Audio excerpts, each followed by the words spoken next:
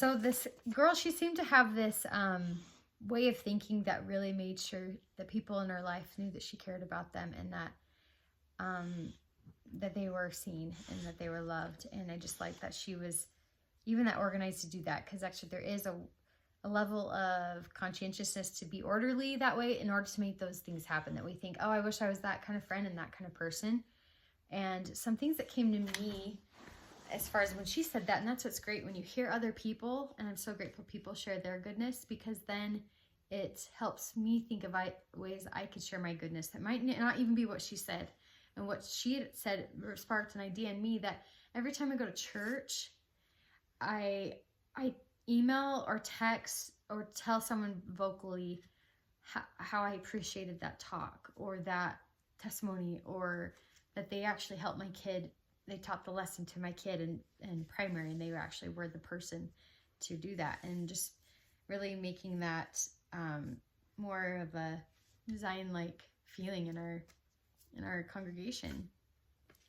And also I've thought about the idea of, I've listened to some of these creators on Instagram or YouTube, and actually instead of just listening to them, yes, commenting makes a difference too, but even just grabbing their email somewhere and emailing them personally and saying, I appreciate what you do, and I loved what you said about this. I know that means a lot to me when people mention or compliment or comment or whatever, and it just means a lot. And I've had that before, and it's been so great, and it boosts me up. So I just want to spread that further.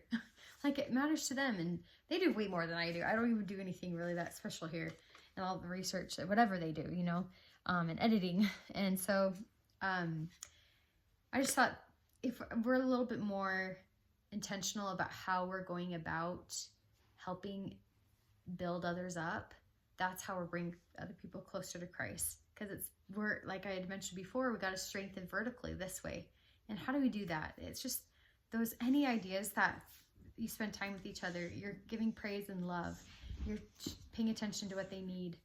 And there are a lot of needs for people right now, and it just feels like, as I mentioned here before, if I'm not necessarily going through a hard time right now, I need to be at the cross of someone else. And it's just sometimes hard to know who really is at the cross right now, because people keep things private, and they're not sure for themselves how to even ask for help or need help. And it's just, especially with newer budding relationships, and that's kind of where I'm at. It's just harder to navigate that, though I still have to nurture those past ones. So there's another idea. I Marco Polo'd a couple of past people. A cousin, I think that's always great. Why not reach out to a cousin, right? Because at least I have a lot of cousins, and I don't always talk to them, but that felt really good to reach out to her. And yeah, these are all these great ideas to reach out to others, to have them be a part of our family and our circle. We are to, I think, in Thanksgiving, gather, right? And I think it's a little bit of the less crazy right before Thanksgiving, that we can have time to do that and to not waste that time. Earlier this week, I got to about 7 o'clock at night, and I was like, I don't have anything to do for 2 hours till I put the kids to bed. The kids are kind of doing their own thing. I have time to do something. I want to say full 2 hours, because I need to get them ready for bed around 8:30 or whatever. And but I had this thought in my mind, like, oh, I could totally make a good choice right now and choose good things. And I'll show you the thing I did eventually choose. I did go on Instagram and scroll for about 20 minutes. And that's okay too, but still, after I did it, I was thinking, I just wish I did something else, and I can do the social media any other day. It's not as important, right? There's more to do. Unless you're using it as a tool. And that's another thing, as far as all those ideas. I was having those strokes of ideas, and that was to really go on Instagram and be like, I'm going to directly message 5 people and tell them how that was important to me, what they posted, or maybe thinking of a past memory of them, of what we did together, or whatever, like, and actually making social media what it is. So yeah, I'll show it to you in a second. Yeah, maybe I'll go do it right now. 2 things. Show you my, I made this wall last year. I don't know if I've showed it to you guys before. I think kind of. He's kind of stuck. Come on. You got this. You got this. Yeah. Oh, hello, you're home too. A lot of my kids are coming home early. I'm making a video right now because of, and I forgot. I know one was coming home early. I guess all of them have to come home early if it's a half day. So I made this memory wall of all of the family. This is pictures of us. I made this wall right here. Photos of us through the years, like when we were dating. This is when we were newly married. This should be right here because that's our married day. So it's supposed to go that one, then that one, then that one. And then we were pregnant, we had Emmett, and just seeing through the years of us as a family grow. I knew that was gonna probably be important for my kids to see that. And then I have this section here of our two families, and it's perfect because it's kind of a diagonal wall. There's one side is Brady's family. There's his mom and dad right there. And his siblings and some of their families. And then here is my family. That's not my mom and dad, but that's my grandparents. I just tried to put them at the top. They're just kind of like a vertical photo, but this is my mom and my stepdad. And my actual dad is down here riding on an elephant because he loves Thailand. And yeah, there's a cuckoo clock. And then this wall of the angels of the family, those that have passed away, and really just helping my kids see that and honor them and love them, seeing who they are and where they come from. This is Brady's mom. This is my cousin Kaden that died by suicide about 8 years ago. Things like that, I think it's really important. And this is where life is. This is what I want to see. So I knew this is what I want my hallway to be. I'm gonna be a grandma at heart, but I think grandmas have it figured out. They have pictures of our family everywhere. And so with that time that I used, that I actually wasted some, I then had this stroke, and that's what it is. The Spirit has spoke strokes of truth and goodness, right? And I made this Thanksgiving tree. I had my sister-in-law tell me she was making this Thanksgiving tree for her family, and she just knew that she loved it in the past, and she's like, oh, I'm a little late to it. I'm like, I haven't even done one either. And I have in the past, I just totally forgot. So she was so great to help me remember, and then I forgot again, and then a couple days later, the Spirit told me again. And so if you listen to the Spirit tell you those things, then you eventually will grab onto it and do it. And of course, this is like nothing special. Like, this is seriously brown marker that I traced and just made very fast branches, right? And then I did, if you Google, seriously, just Google leaf templates, you're gonna find just a leaf, these leaf pages for free. Not even entering in your email or anything. It'll be simple. And cutting those out and just making like this little jar to the side. Now they're all gone. I have them already printed out. I just have to cut out more with just the tape, and they can do it whenever they want to, and they have, and it's really been cool to see what's here, and I just love them. I love these kiddos and the sweetness that they bring and their gratitude. So that was part of how I use my time for good. At least the half hour it took, rather than spending it just looking at things that don't matter. And that's what the last thing I wanted to talk about. I don't know where I'm sticking a note, but I know what I'm going to talk about. And it's this idea, as I talked about before, to not be making fun of others. So there's this popular thing going on right now. I haven't seen it, so I can't, but I've seen enough. It's called the Am I Racist documentary or something of that one guy. And it's definitely very conservative, talking about how we're in this world right now where everything's very just progressive in that way. Like, anyone could step on anyone's toes, and that's not okay. And it isn't okay. I don't believe in that way either, as you could probably already know and tell. Like, I think the whole DEI is not smart, and it's not good for our country. It should be that the people that are really qualified should be in there. Of course, people don't always have the same opportunities, but it's not at the point to where it's going to stomp out on other people's hard work. Or if you say something in a different way, that it really shows that you're racist, but it's not. And so it could be really misconstrued. But the way this guy went about it in this documentary, he was trying to make it into humor. And the trailer I saw about it, I don't know, it's more provocative, like to like just provoke people. It doesn't, even though he does it in a very dry sense of humor way, it wasn't how I want to align with talking with people and being with people. And it's just, I just knew right away after I watched it. Like, yeah, I might have some few laughs about it because some of the things in this day of age right now is, it's just crazy. It's laughable. You just have to just laugh. Like, I can't believe it's gotten to this point. But I don't want to be in that camp where I'm just making into comedy to always just be even playing their own game of being kind of rude. And I think that's part of, I listened to another friend of mine talk about how she's going to share and gather people together and not look for ways that she's different from those people that come to her, or why it's not working out in their family that way. Or like that Christ wouldn't do that. He would gather them together so they could actually spend time with each other. Oh, I'm a sticky note.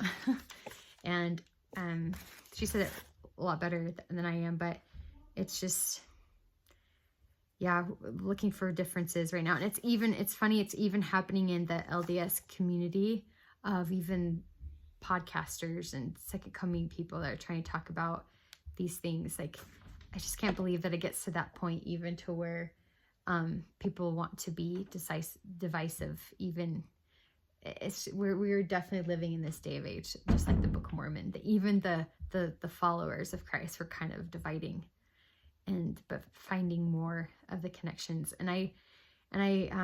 This being so, and with one YouTube channel guy that I used to follow, not religiously, just sometimes, he totally stopped posting because he did feel like people didn't care. That he was being pushed away by other more prestigious Scripture Central people sharing their testimony, but they wouldn't ever have him on. He'd reach out to them and they stopped even talking to him, and he just felt like that wasn't cool and he didn't want to play that game. And he'd been doing this for a long time. He wasn't getting success from it, and I've been there too, and I've had to realize to let go and have God show me different ways. So maybe there will be that other path for him. But I could definitely see how there is that difference of maybe more fringe people that talk about second coming stuff and all that, or just the regular, just keep it to what the church says, or at least the people that are affiliated with the church and they're more scholarly. And I guess I'm not so progressive of all the three thinkers, but I think I tend to be that way more, because sometimes the other side it just feels scripted. It's definitely, the spirit can be there. It's just, sometimes it's not as from the heart. And so and it's maybe more informational. And so that's kind of where I lie, but always just using the spirit as your guide on who you should be listening to and talk, and having be some information. I mean, YouTube is information. It's a bunch of people all collectively talking about these things and us figuring this out together, but not to be deceived, and use the spirit as your guide, and praying, making sure you have that constant communication with God, really feeling like he's going to be leading you down the right path. And lastly, as far as that idea of media, we talked about it with our kids, like this concept between being a creator, like a benefitor, versus a consumer. And what camp you fall into. Are you someone that's, just scrolling? Like, that's the first thing we go to, but it goes in many shapes and forms, that we're seeing what we're going to get out of it and how it benefits us, or the free things or the cool things, and showing up for an activity or showing up for meeting and sitting there and being the person that's entertained. And I mean, maybe that's why I'm not so much of a cruise person, because I know I don't find my true happiness there of like being entertained. And actually, I was reading something that this idea of being entertained was like a once in a year thing back in the day with farmers, and like they did not go to the movies every weekend. They didn't. Like, they went maybe once a year to go see a show or a play or go to the fair, and that was their play for the year. Like there was no time. They were constantly creating and doing good, and that's what it was for that time, of course. But now that we're more in a modern society, like it's just Satan has it's perfect for him to make this all be like, to have it work for him, that it's about us and how we can just make our life feel entertained, and helping my kids see that we want to be someone that benefits towards the society and what we bring and what we do, and create things, and we're going to put something on the calendar. We're going to get together, have people over, or we're going to go over and say hi to that person over there and actually be the catalyst for the good. And so, and once you see it, you can't unsee it. Like it's everywhere. The benefiter versus the consumer mindset. So look for that, and I'm sure you'll find it. So that's all I want to share today. I hope you guys are having a good day. And I guess it should end in the idea that Christ, he is King. And another thing that I saw, and I have it right here, is just a picture of me when I was baptized. And I chose a long time ago to be baptized. And I found this, and I showed it to my daughter. So there's a picture of me. I think my mom put it like with a bunch of curlers in my hair. She was sweet to do that, but I love this picture of Christ and him looking at the little children. Isn't it beautiful?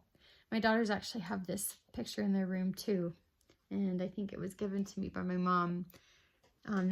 So she must have really liked this picture. She put it for this one and that one. It's just beautiful with him taking their face and just loving them, because he loves little children. I am still a little child. You're still a little child. He will someday take our, cup, our face with his hands and just love us, and to remember to be humble, be like a child, even during this beautiful time of the year where we can be gathering, not being just divisive, because there have been a lot of people being very divisive, or feels like maybe the most ever because of the election, and the most controversial election that's ever happened. A lot of families are feeling very, very saddened by it being torn apart by this. I'm not to that point with my family, but I could just feel a little bit, and it's sad.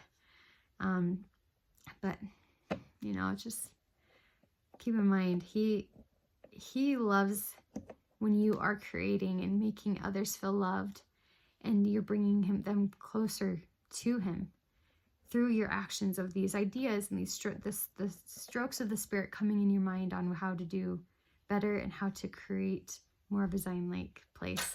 And that comes in all those many different things that collectively turn out to be what makes it happen, what makes it feel like you're bound to one another and you love one another. It takes effort, it takes work. And sometimes I'm like, I just don't have time. How am I always going to do all these little things? But over time, it can be done. So Christ knows we can. And you've made the covenant, if you've been baptized, to help lift others' burdens and to mourn with those that mourn. So good luck this week. Hope you're getting ready for Thanksgiving and having a great time before that. So don't be too stressed. We'll see you.